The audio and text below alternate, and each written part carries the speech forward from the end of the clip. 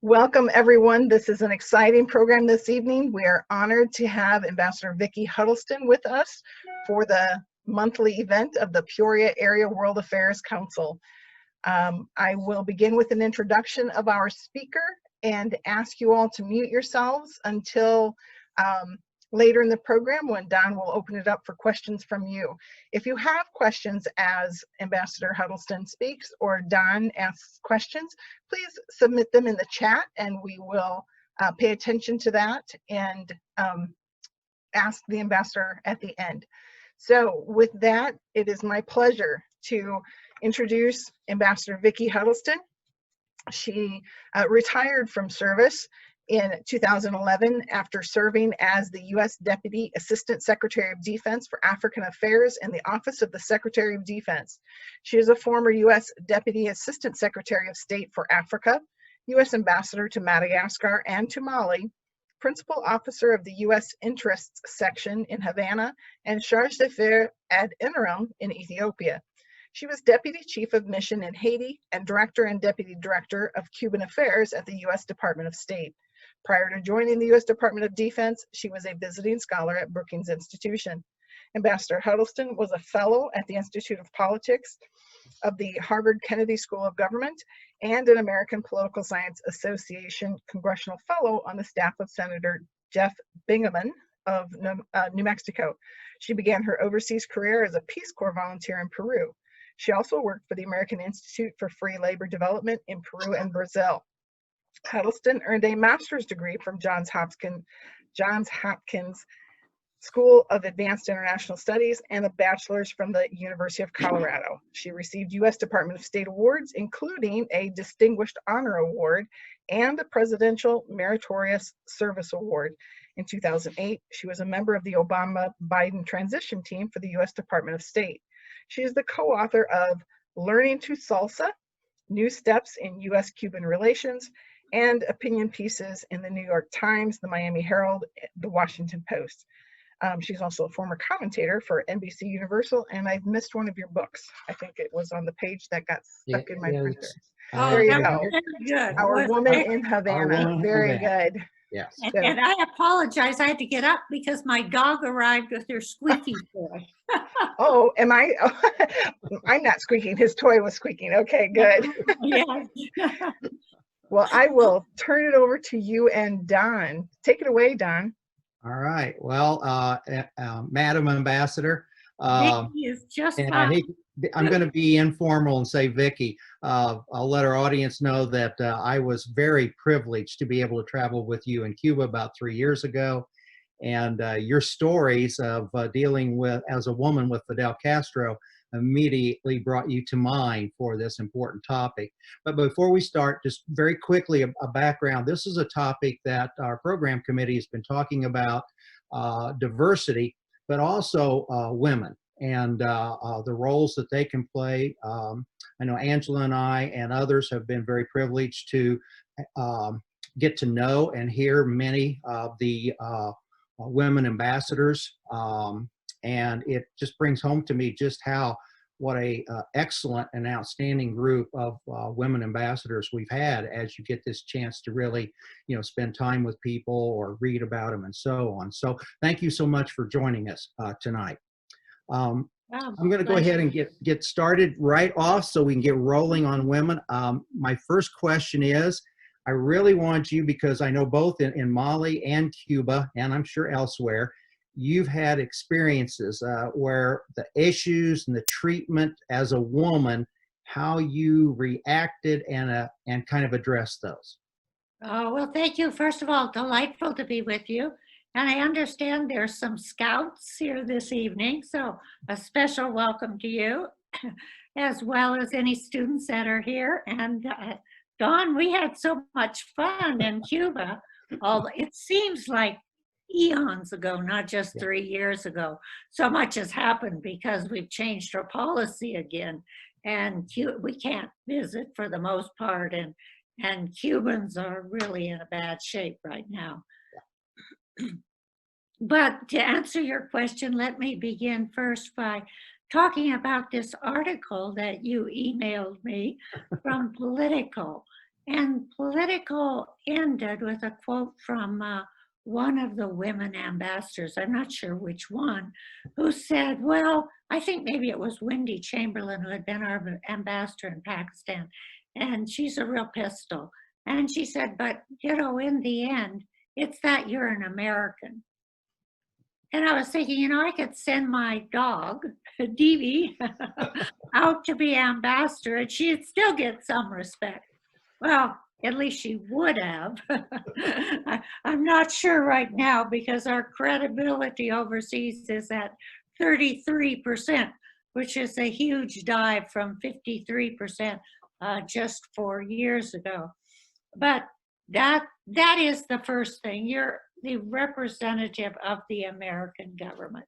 And so no matter your color, your gender, your sexual preference, whatever, that's number one, and you're going to get a good deal of respect. I think that what I see in women ambassadors is most of them have a lot of character. Not all, but most. The first women ambassadors, let's say in the 70s, were really big women. Roz Bridgeway, she helped negotiate the law of the sea. Melissa Wells, who was in Uganda during the time of the dictator Idi Amin, and various others. And because they were big women, they got respect, especially from their colleagues, because the hardest place to get respect isn't those overseas, because obviously you're American, it's from your colleagues, you know, those other men who say, gee, I'd rather have a man working for me than a woman. I remember a little story, and I don't know whether the guy had anything against women or not, but I was looking for, we're going through the, you know, you go through this season and you're applying for jobs and people ask you to come and talk to them. So I went to talk to this man and he said, well, I want you to tell me about your name. Oh, he said, yes, Huddleston in Great Britain was a type of stone. Oh. And I just looked at him and I said, well, you know, it's my husband's name, so what can I tell you? But for the most part, those big women had a lot of character. Now there's a lot more women ambassadors, although not right at the moment. They're less, but we were beginning to run at about 40% of the non-political, of the career positions. And the best ones to me had just a lot of character.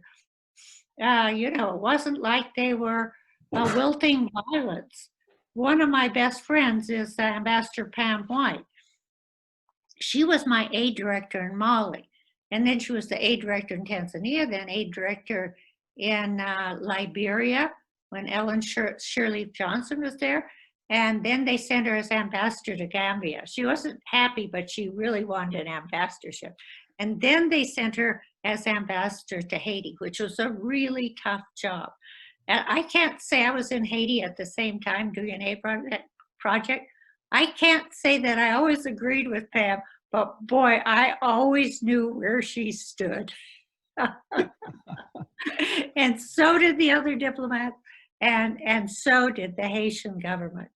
And I think that's pretty typical of women ambassadors. I'd like you also, if you could share about the first time that you met Fidel Castro and his reaction to you and how you handled that. Yeah, how did I know you were going to ask me that? Yeah, that's one of my favorites. Okay, so listen closely, everybody, so you won't miss the punchline, which is a punchline on me. So I had been deputy director of Cuban Affairs, and then I became director of Cuban Affairs, and that was pretty good. I was the first woman in that spot. And not long after I became the director, I went to Cuba with a delegation from the Africa Bureau of the State Department because they were celebrating that Cuba had complied with the tripartite agreements. You know, this is in a way such a little known story, but Chet Cocker, the African Assistant Secretary of State under Ronald Reagan, helped to negotiate this tripartite agreement between Cuba, South Africa, and Angola. And it ended the war between Angola, Namibia, and South Africa, and it gave Namibia its independence. But the people behind it were the US. And I have to say, the Cuban Americans hated it. By the way, the conservative Cuban Americans, as Don knows, haven't changed a bit. In fact, in this last election, they've proven that they've gotten even more conservative. In any case, I was to go down with them to make sure they weren't being too friendly with Fidel Castro. And we were invited to this lovely soiree at the Palacio de la Revolucion. And so we're in this big ballroom, and there's probably 200 to 300, all diplomats from the various countries involved, plus all the ambassadors from the various embassies in Havana. And there's like only 3 women in the room, myself, the American representative's spouse, the Russian ambassador's spouse, and Fidel's lovely interpreter. So after the treaty signing, Castro comes over to our group. So our head of delegation walks up to him. And our head of delegation is a very big man, Jeff Davidow. He's bigger than Fidel. Fidel takes one look at him. I love male egos. That's another issue for women. They don't have those egos. But anyway, so Fidel just kind of walks away from him, turns around, looks at me and says, "Who are you? Someone's spouse?" Well, I'm horrified. You know, this is a time when there aren't many women in jobs like this. And so I stand up very tall and I say, "No, I'm the director of Cuban affairs." And so Fidel waits till the whole room is quiet, and then he booms out, "I thought I was," as in director of Cuban affairs. Well, I think you got back at him a few times, though, didn't you, Vicki? I did, because it was really strange. I think he just couldn't resist the quip, because about 5 minutes later, his security came over and said, "Follow me." You know, I was drowning myself in a glass of wine at that point. So I followed them, and there's Fidel waiting for me at the door to the buffet, and he puts out his arm for me to take, and I take and walk in. Thank God this is before the days of cell phone. It's 91. Had there been any cell phones, I would absolutely not have had my job. Because the Cuban Americans would have seen this, and that would have been the end. Holding on to Fidel's arm.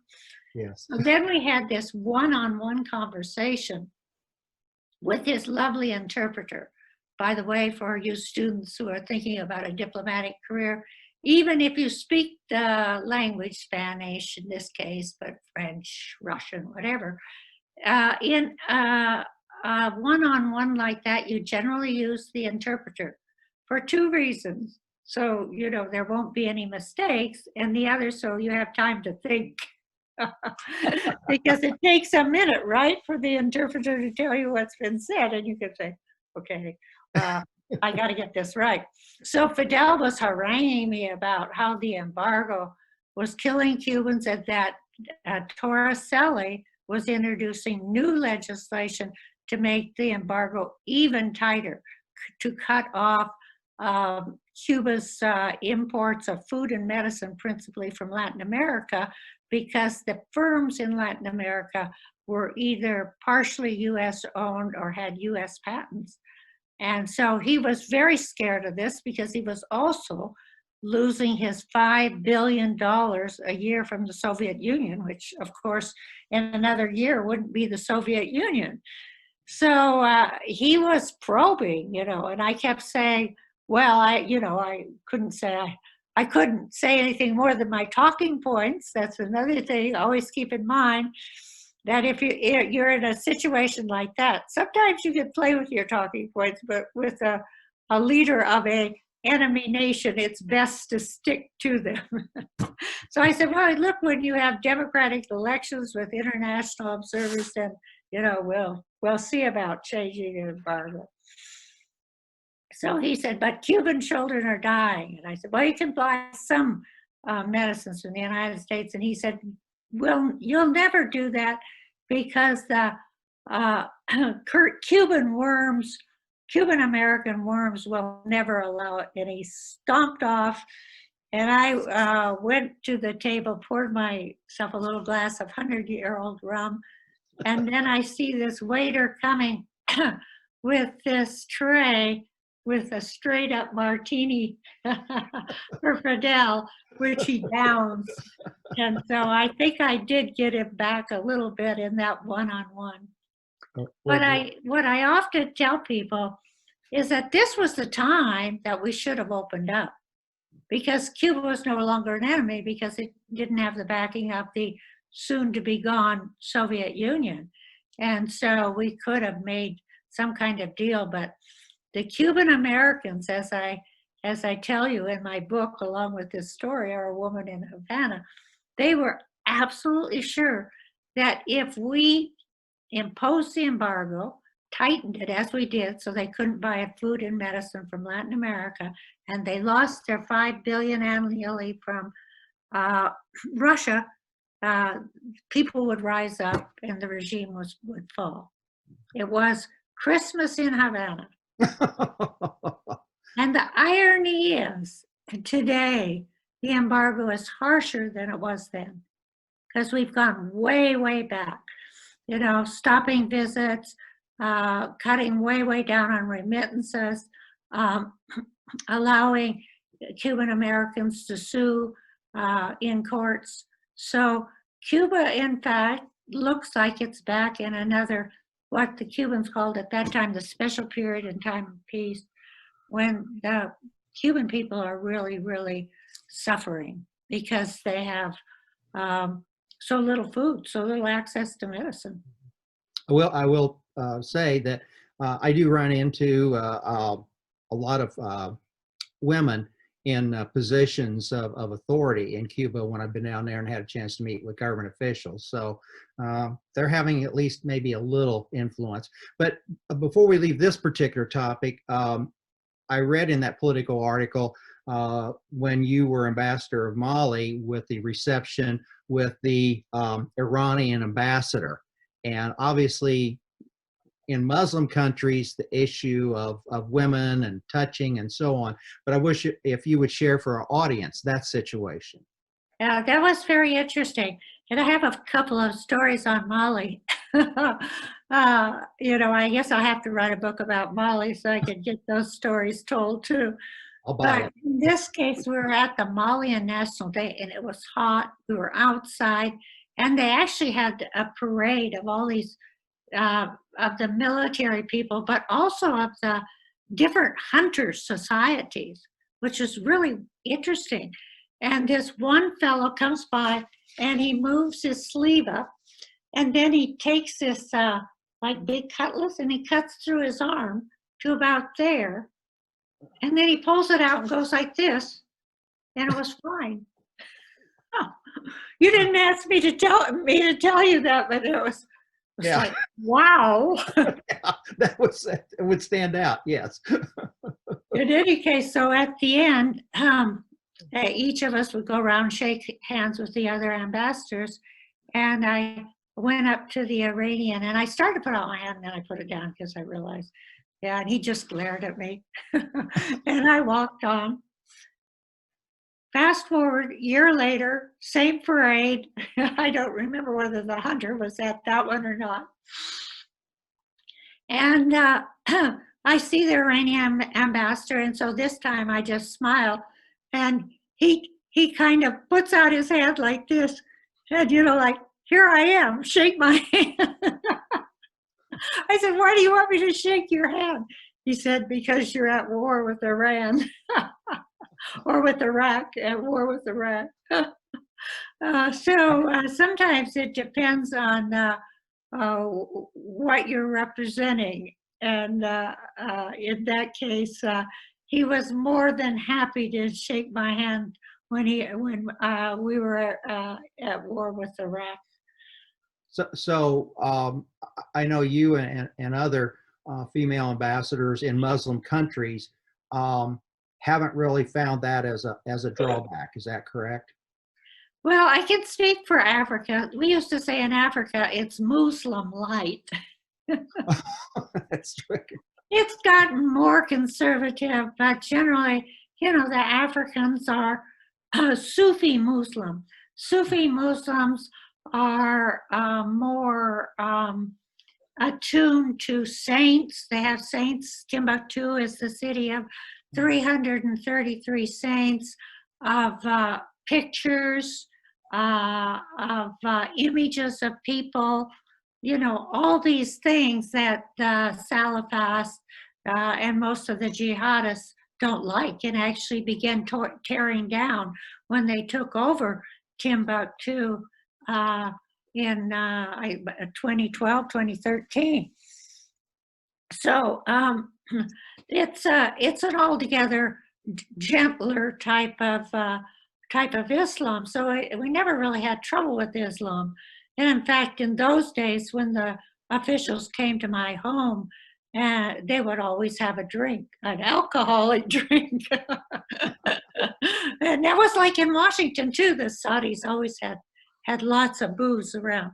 But one of the things that I remember most about Mali and being a woman, because I did what neither men or women in the past nor in the present, now they couldn't do, is I went way up north above Timbuktu to Bear, to Erewhon, to these cities that are towns, little gatherings of mud structures, but that have been there forever though. I mean, they were on the camel routes, and those camel routes to this day are used for salt, people, arms, cigarettes. And so these little towns are along the routes. And I went up there because when I got to Mali, the Salafists from the Algerian Islamic Army had come from Algeria into the north of Mali with German hostages. 15, one died. And so after getting them out, the Germans paid $5 million ransom. I was trying to figure out what to do up there so that we could convince these Berbers and Moors and Tuaregs that they wouldn't want to join with these Salafist Muslims, and for most part they didn't, because they were Sufi, not Sunni. So I'd go way up in the desert. I would take with me the leaders from Timbuktu who didn't want to live in those little towns in the middle of the desert, and the Malian military. I'd pay for their gas because they couldn't afford it. And this way they had a presence up there, which was a good thing to do. And when I was up there, I would distribute medicines and talk to the leaders. And we would be in, say, a mud structure, and the only thing would be a Persian carpet, a fake Persian carpet from China on the floor, the dusty floor, the dirt floor, and men sitting around with the chief. And I would talk to them about what they needed. And we did a lot of things, like we built a forage because the camels were coming through on the caravan routes and drinking the water and polluting the wells, things like that, schools and things like that. And so here are these people up in the desert, all men, where these jihadists are running around. And here's this woman ambassador with her woman defense attaché up there, sitting with them and talking to them. And, they were absolutely delighted. It was so hard to stop them from giving me gifts. One way I found is like when they give me a horse, I would give it to the Woman's Society. Because, they have so little. If they give you a goat, they might only have 5 goats. So it was very helpful for me, not only knowing this great, vast desert area and sleeping out there under the stars, but showing that the Americans, and indeed the Europeans, because the French, despite the fact that they loved the Tuaregs, they never went that far up in the desert. And so I really had a close bond, this little American woman, with these desert nomads as a result. You've kind of, and with time, we're already got tons of questions in the chat. So I want to get a couple more questions with you. But your last answer there at the end is in that Politico article. One of the things they said that a main takeaway is being a woman gets you more access, not less. And they also talked about, if I can find it here, simply being there as a woman can make a difference. It seems like in the examples that I read in this article that especially access to women or to other groups that men in the Foreign Service have a difficult time. I know in Afghanistan, the military, oftentimes they sent women soldiers in to converse with the women, the Muslim, but there was also, they found sometimes men opened up to the women different than they would open up to a man. Do you have any stories or anything you would like to share about that? Oh, so much. I mean, it's definitely true. When I would get through with the talking to the men, I would go outside and sit in the desert sun and wind with the women. And, to find out how they were doing, that wouldn't be possible. I think about Ambassador Pam White, and when she was in Haiti, she really concentrated on health and women's education, and that was close to her heart. When I was in Ethiopia, one of my closest Ethiopian friends was, we called her Bogie, and she was a Stanford graduate, and she was extremely effective in setting up community groups that always included all the leaders and representatives of all the civil society to get them on board with stopping the cutting, which is female genital mutilation. And she was amazingly effective. I mean, she had in southern nations in Ethiopia a good deal of communities in that region giving this up because, she would get the women who did the cutting to become midwives, for example. She would explain to the elders that there would be more children and healthier children if they didn't indulge in this practice. And also that she would explain that it is not a tenet of the Muslim religion. So very important to seek out these fantastic women leaders and who can do it better than another woman. But I also think, and it's a long answer because there were 2 questions, that I was very close to Prime Minister Meles in Ethiopia. And I don't think a man could have done that.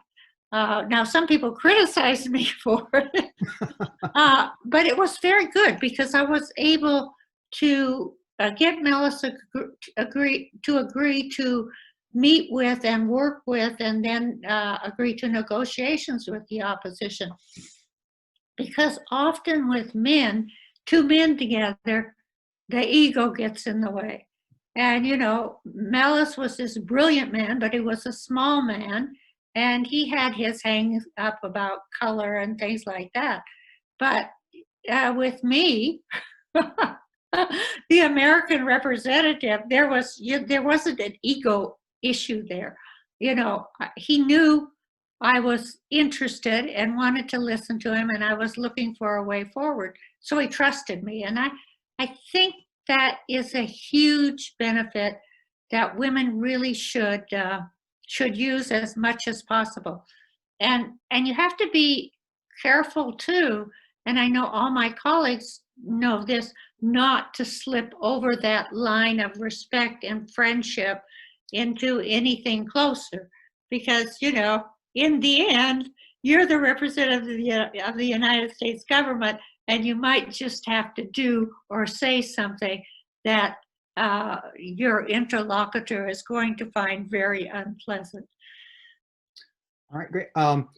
I have one final question, but I also wanted to point out, I think that you, being a woman and your skills, probably handled the Elian Gonzalez episode, negotiating with Fidel, better than a man might have, just for the reasons that you said on the confrontations. But my final question is, I think it will also be the ones in the chat. You and I talked before we began the program with the Biden transition team. Where do you think this is going to go for women diversity, especially in the State Department, but maybe throughout the administration? I think the Biden administration is really, really committed to diversity. And it's not just color diversity and gender diversity, it's also gay, transgender, and you know, looking at, you know, Native Americans and Asian Americans and South Asian Americans. So yeah, they're going to make, as far as I can see, I don't speak for them, but you know, from what I've seen of them, this is obviously a big priority. And as you mentioned, Dawn, it's also a priority of this group of senior ambassadors who have been working with Harvard to come up with revisions to the State Department and Foreign Service. And one of their major goals is diversity. We had Ambassador Mark Grossman. Angela was on the board of WACA when he was the chairman. And I also would recommend, with you mentioning about the cutting, Al Jazeera English fairly recently did an outstanding documentary on that. And it was an area I didn't know much about, and it was very difficult to, men or women, to kind of address that issue. But it really, you know, explained. So I would encourage anyone to go to their site. And as we said, we have the managing director coming on Friday, but that's outstanding. Well, I could go on forever, but Angela, I know that we have several questions in the chat. If you want to start, help me. We're going to have to sort, I think, out and combine. So if you'd like to start with the first question. Sure, and I'm going to go back up to the top. So if you want to scroll up to the top as well, I'll take the first one there from John. He asks, can you comment on how the delayed transition has impacted foreign policy and diplomacy in the past and immediate future? Well, I'm reading the same thing as you are. And so I probably am not adding any fresh views, but one of the things that struck me is the press is pointing out that the George W. Bush administration was less prepared to deal with the terrorist threat when they came to office because they weren't fully staffed. And of course, not 6 months later, we had 9/11. I was part of the Obama-Biden transition, not this one at State Department. And what is important is that, you know, you learn firsthand where the former administration, which is still in power at that point, is. And so you know, okay, this is how we can pick up, and this is how we can move forward. And what I'm particularly concerned about now is the State Department is already a mess. You know, we've lost like 40% of our senior officers. There's only like one career person who's at the assistant secretary level. usually at that level, it's about 40 to 50%. There's more political ambassadors. I think it's up to the 65, 70%. So you have so many people to replace. And this takes time. They have to be approved, confirmed to their position by Congress. And look at defense. Now we have a political appointee who is an assistant secretary. An assistant secretary is, there's the secretary, the deputy secretary, the undersecretary, and then the assistant secretary. So 3 levels down from the Secretary of Defense, who's relatively new in the job, becoming the Secretary of Defense. So this kind of firing people, of having positions vacant, is very dangerous and gives our enemies an opening. Okay.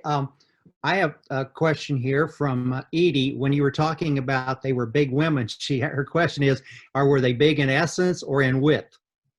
They were big physically. Well, I thought, but yes. Yeah. Now, that's not so true. I'm small, and, any number of my colleagues are. But I think because, the State Department was slow to have women move up to higher positions, there were various suits. And I think it was, just that these bigger women were more intimidating of their of their male colleagues. But the important point is, I think most women ambassadors are willing to speak out and stick by what they believe in. I think any number of ambassadors that I know are more outspoken than I am, but almost all of them, like I am, once we decide something's right, it's pretty hard to get beyond that. We're really, this is right, this is what we need to do. You have to project that confidence because you have, hundreds of people working for you in an embassy. And sometimes their lives depend on you and what you do, especially if you take them off into the desert, as I did.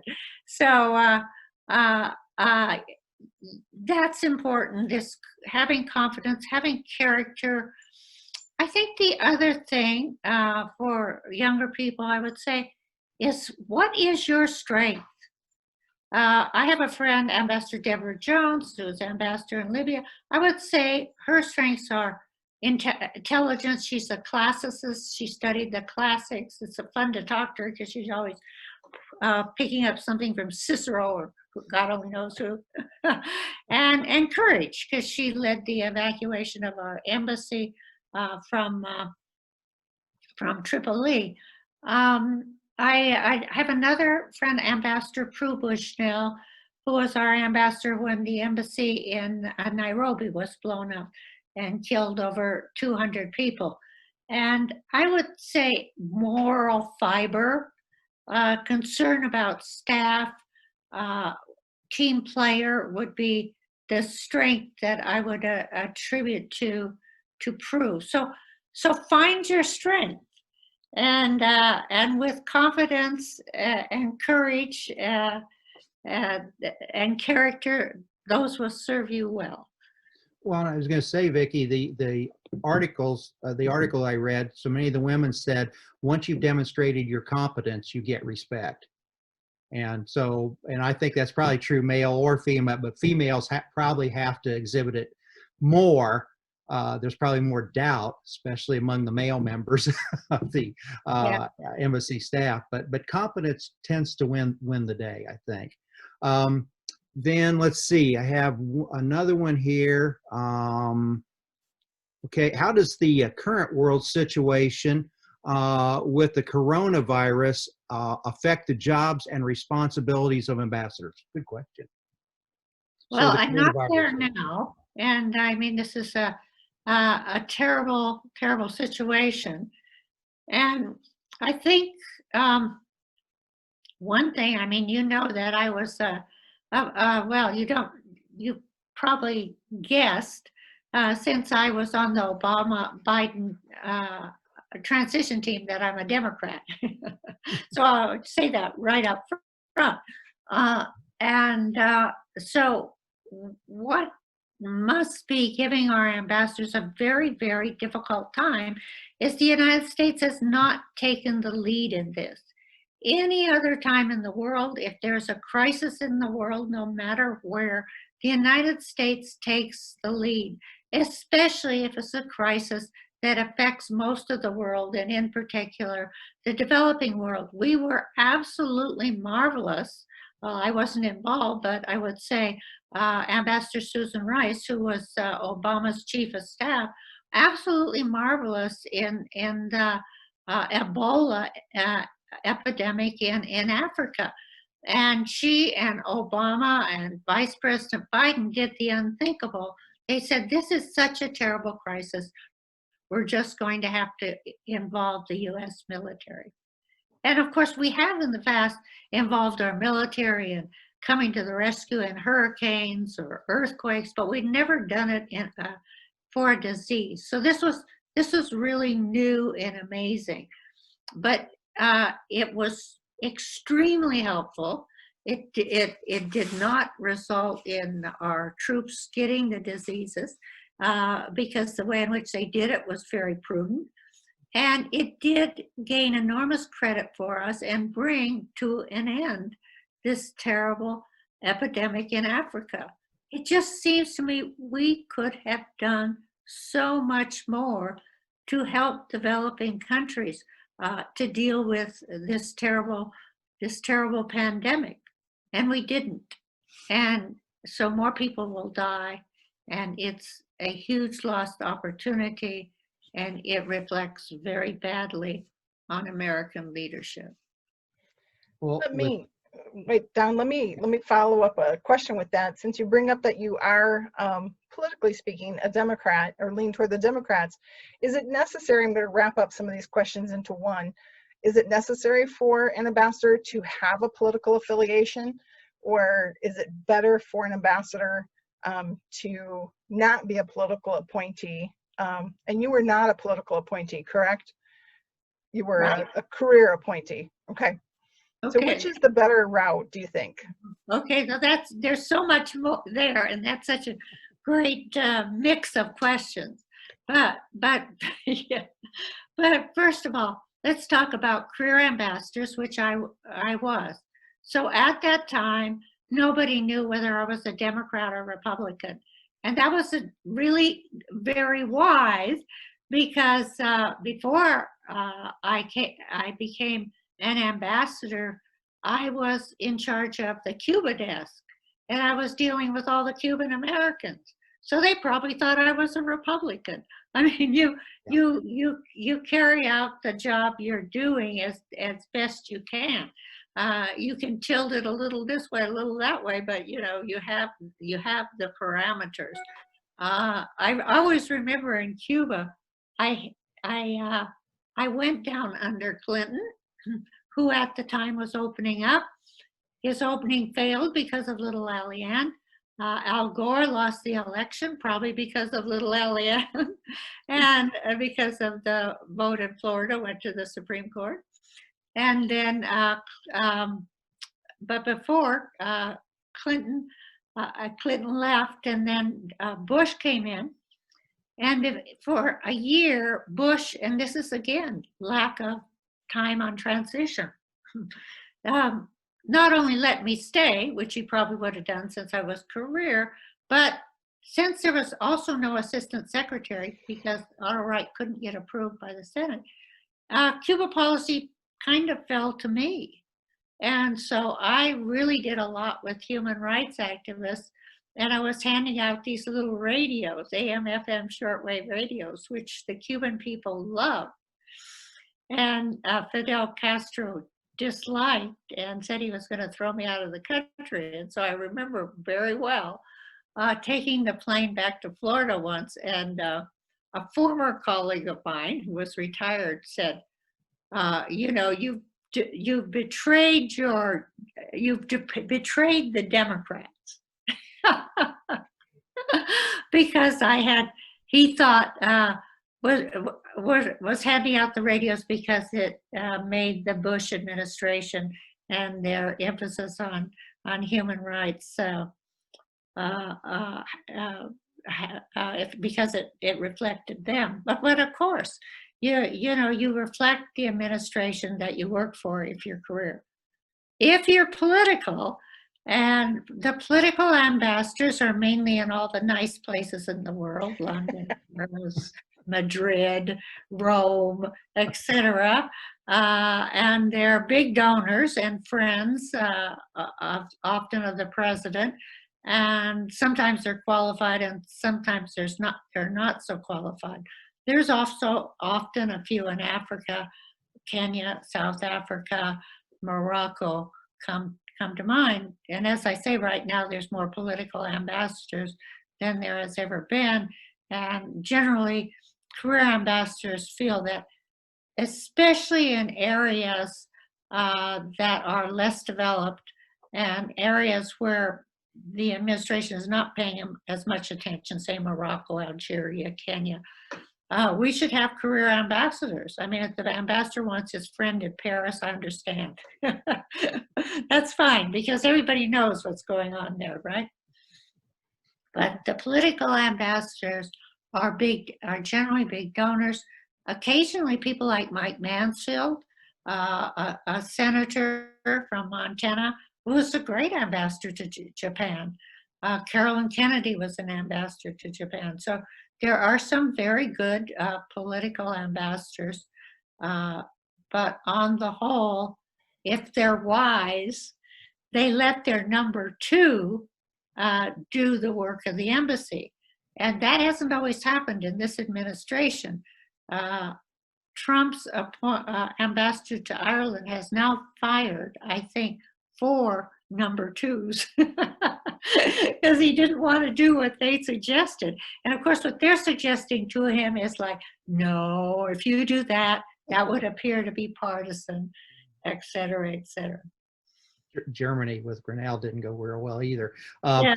One thing, and Angela, you've heard the same thing too, that we've learned with all our contact with people in the Foreign Service is there are no Republicans or Democrats when it comes to represent America and carry out policy. And I've always appreciated the fact that's what I've continually seen from career Foreign Service. The question that I was going to pose is about Africa. John Nixon asked, to what extent is China getting ahead of us in Africa, and how will it affect our strategic interest? Well, China's way ahead of us in Africa.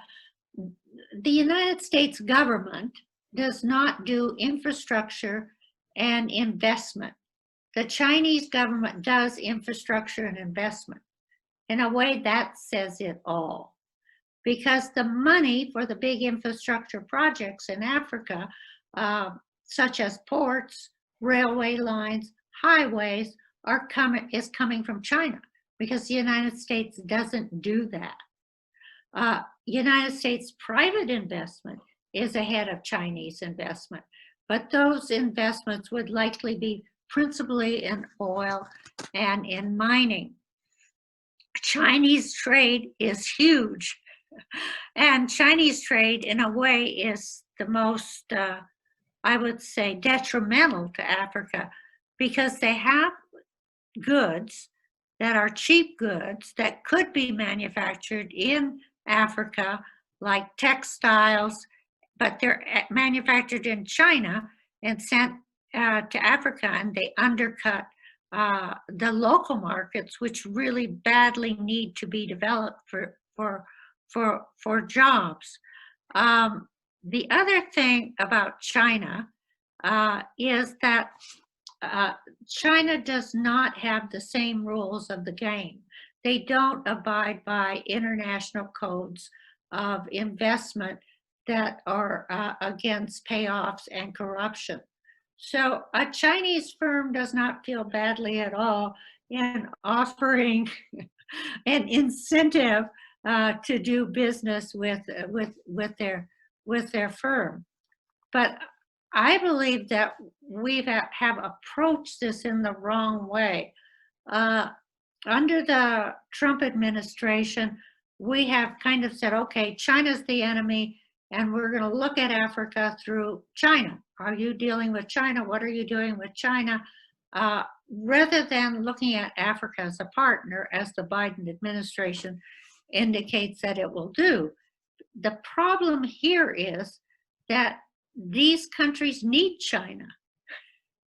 We don't have those investment funds.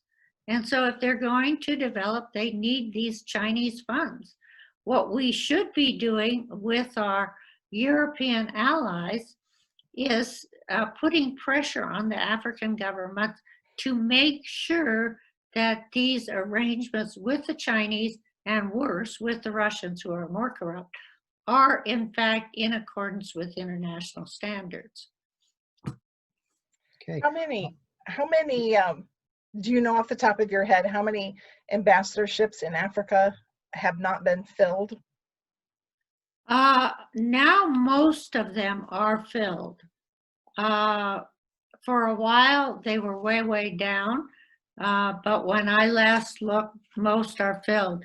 I saw that, which is typical, that the administration, not just for Africa, but for Asia, has nominated new ambassadors for posts, which have ambassadors who've been there for 3 years, which is the usual term, and also for vacant ambassadorships. But I would say probably 80 to 90% have people in the posts, and that's not surprising because most of the posts are career.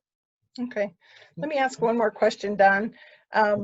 One of our members has a daughter who is asking, does the United States have a moral obligation to be a peacekeeper or the right to protect for the world?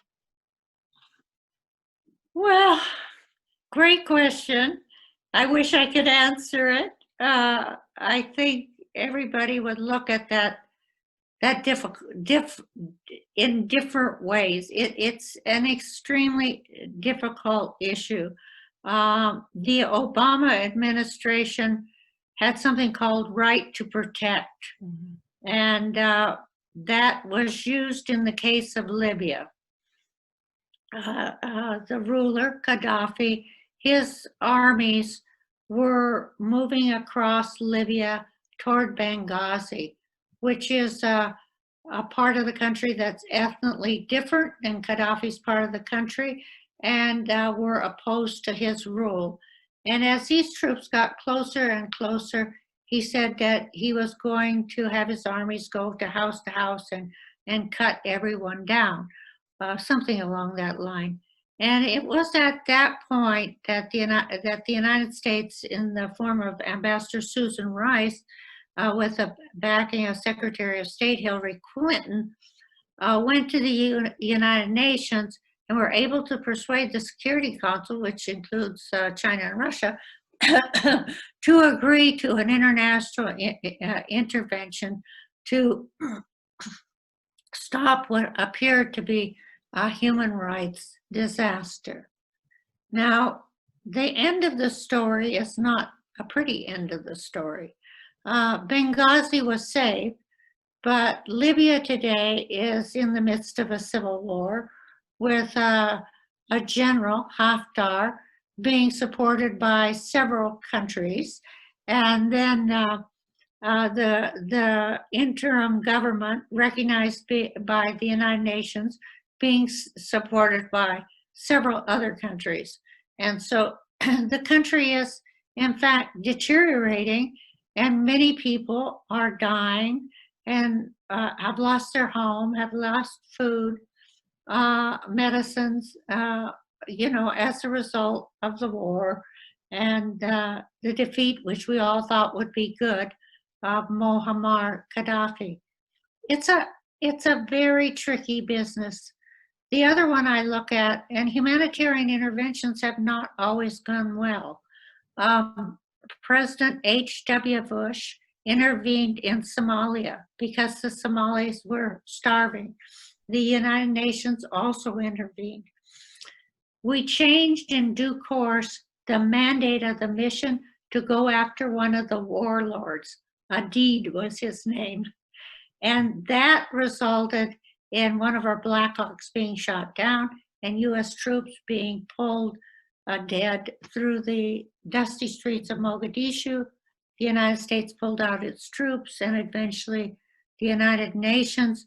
And to this day, Somalia is in chaos. We now have a rabid jihadist movement there, Al-Shabaab. So we must think through and be very careful how we address these things. We have a humanitarian disaster right now in Mali. The French and Europeans are doing a lot. We have the most dangerous peacekeeping mission in the world there of about 13,000. The United States has a drone base in Niger helping with information.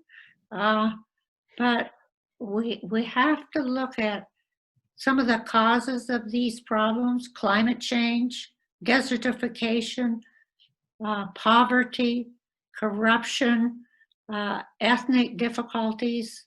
So I have a lot of examples, but I don't have any answers. Angela, if you would look, I've got 2 questions from, it looks like students or scouts.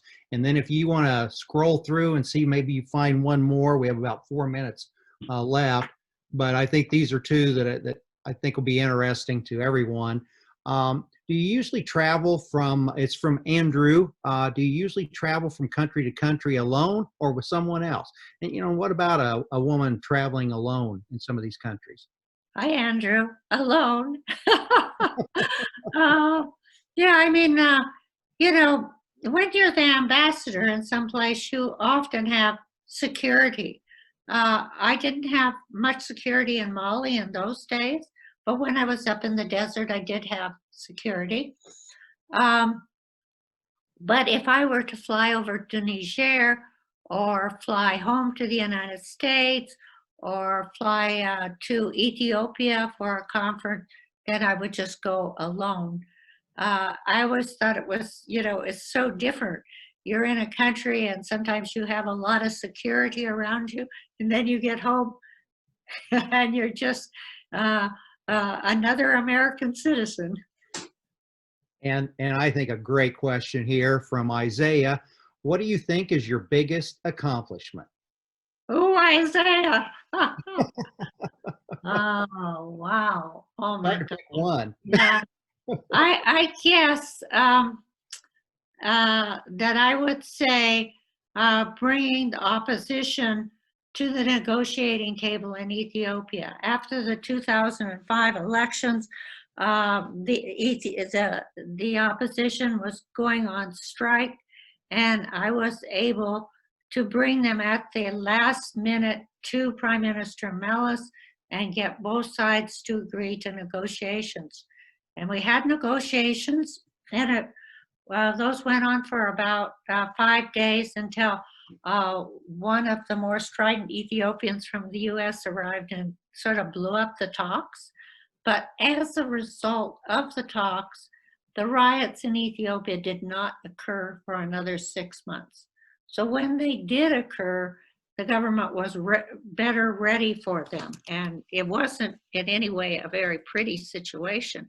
But the thing was that had they occurred then, there would have been a real civil war in Ethiopia, and many people would have lost their lives and been displaced. And of course, for the United States, it would be a disaster because Ethiopia is really the cornerstone for us of East Africa. It's the second most populous country in Africa, and it is very strong on fighting terrorism and has also been able to develop rather impressively. Now, of course, the very tragic thing is that Ethiopia today is on the verge of a civil war.